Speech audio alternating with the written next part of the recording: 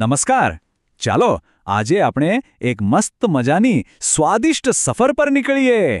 આપણી આ સફર છે ભારતના ભોજનના નકશા પર. તો ચાલો શરૂ કરીએ. પણ એક મિનિટ, આટલા બધા સ્વાદો આખા મહાદ્વીપ જેવા દેશનો નકશો બનાવવો કેવી રીતે? કારણ કે ભારતીય ભોજન કહીએ એટલે કોઈ એક વાનગી નહીં, દરેક રાજ્યની દરેક ખૂણાની પોતાની અલગ જ ઓળખ છે. આ એક મોટો પડકાર છે, ખરું ને? તો આપણી આ સફરમાં આપણો ગાઈડ કોણ બનશે? એ છે આ અદ્ભુત નકશો. અને સૌથી ખાસ વાત એ છે કે આ નકશો ગુજરાતની ટિંબા ગામ પ્રાથમિક શાળાએ તૈયાર કર્યો છે. ત્યાંના મુખ્ય શિક્ષક શ્રી સતીશ પ્રજાપતના સંકલન હેઠળ આ જે કામ થયું છે એ ખરેખર અદ્ભુત છે.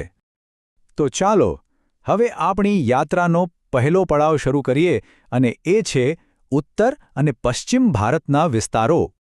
સૌથી પહેલાં પંજાબ. પંજાબનું નામ પડે એટલે સૌથી પહેલાં શું યાદ આવે?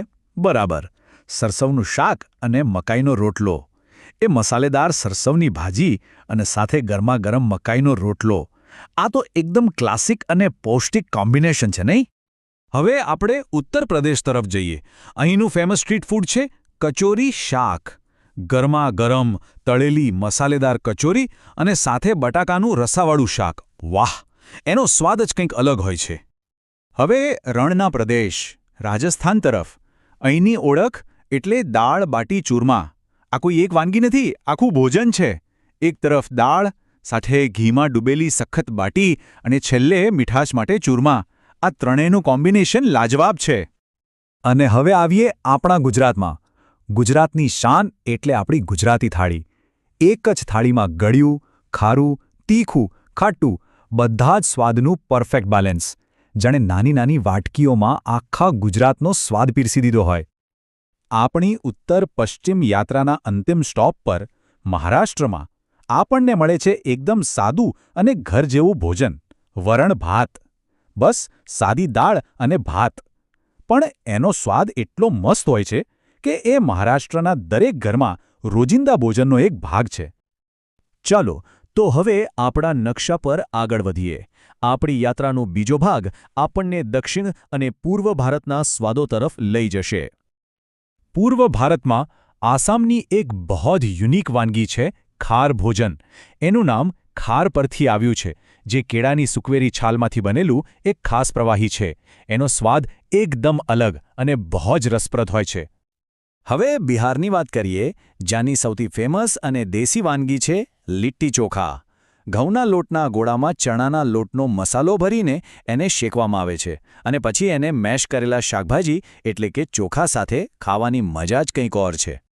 પશ્ચિમ બંગાળનું નામ આવે એટલે માછ ભાત તો યાદ આવે જ. મતલબ માછલી અને ભાત. આ સાદું લાગે, પણ બંગાળી સંસ્કૃતિ અને ભોજનનું એક અભિન્ન અંગ છે. ત્યાંના લોકો માટે તો આ એક લાગણી છે. હવે દક્ષિણ તરફ જઈએ. તમિલનાડુની ઓળખ એટલે ઇડલી અને ઢોસા. ચોખા અને દાળના આથાવાળા ખીરામાંથી બનેલી સોફ્ટ ઇડલી અને ક્રિસ્પી ઢોસા.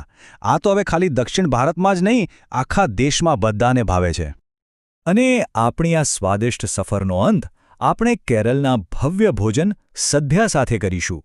આ કોઈ એક વાનગી નથી, આ એક આખી મિજબાની છે. કેળાના પાન પર જાતજાતની શાકાહારી વાનગીઓ પીરસવામાં આવે છે. કોઈ તહેવાર કે ઉજવણી જેવો માહોલ હોય છે. તો આખી સફર પછી આપણે શું સમજ્યા? ચલો એનો એક ઝડપી અને સ્વાદિષ્ટ સારાંશ જોઈ લઈએ. તો મુખ્ય વાત એ છે કે ભારતીય ભોજન જેવી કોઈ એક વસ્તુ છે જ નહીં. એ તો કેટલાય અલગ અલગ વિશિષ્ટ પ્રાદેશિક ભોજનનો એક મોટો ખજાનો છે. જેમ કે આ કોષ્ટક બતાવે છે. પંજાબનું સરસવનું શાક, આપણા ગુજરાતની થાળી, કે પછી તમિલનાડુની ઇડલી ઢોસા થાળી, દરેકની પોતાની આગવી ઓળખ અને એક અલગ જ દુનિયા છે. ટિંબા ગામ પ્રાથમિક શાળાએ બનાવેલો આ સ્વાદનો નકશો ખરેખર અદ્ભુત છે. પણ ભારત તો બહુ મોટો દેશ છે, નહીં? તો વિચારવાની વાત એ છે કે એવી કઈ સ્થાનિક વાનગી છે જે કદાચ આ નકશામાં નથી પણ હોવી જોઈએ?